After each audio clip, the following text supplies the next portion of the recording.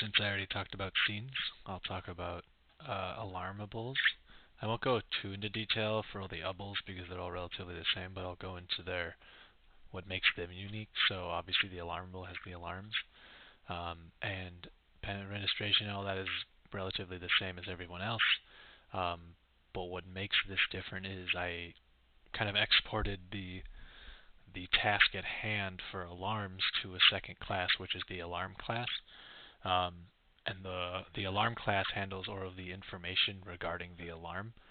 So if I wanted to, I could have had a list of alarmables that all held the information, like when it goes off, the reference to it, what the alarm number is, and yada yada. But instead, I put that into an alarm class, and what the alarm class does is I put that with the creation of an alarmable, or with the creation of an alarm, I ask the alarm factory for an alarm with all the information, so the alarmable that it's going to be then talking to when it goes off, which is done here, um, the time, the number, and then whether it's looping or not.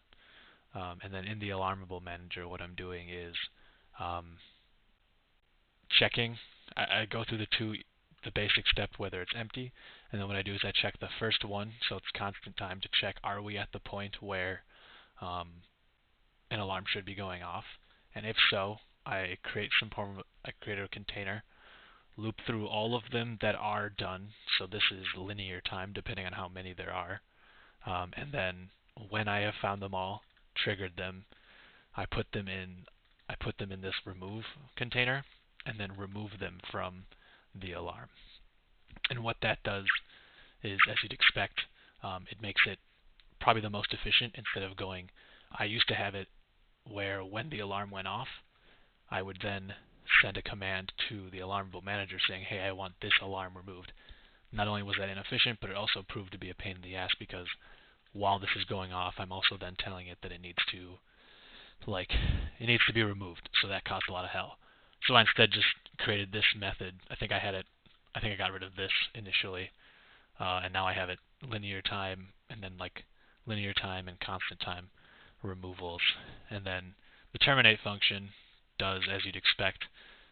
Any alarms, so assuming the game is over or I'm ending the game like halfway through, I go through this timeline, which is the one that's storing all of the times when it's supposed to go off, send back that information to this factory, and then terminate it. And the factory is exactly what you expect.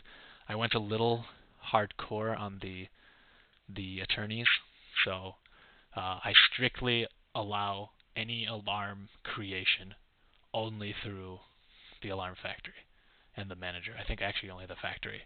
So you cannot erase them. You cannot get any information, as you saw in this alarm.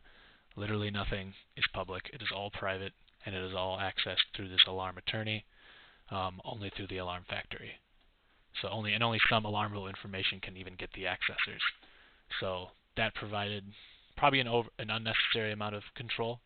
It made a pain in the ass for me, but it got what I wanted done. Just added a little more work, but that is the basis around my alarmables, and they all work very well from my experience. And then it's constant time removal. So with the creation of it, adding it to the active alarms, I then set the reference, and then it gets deleted, and that works.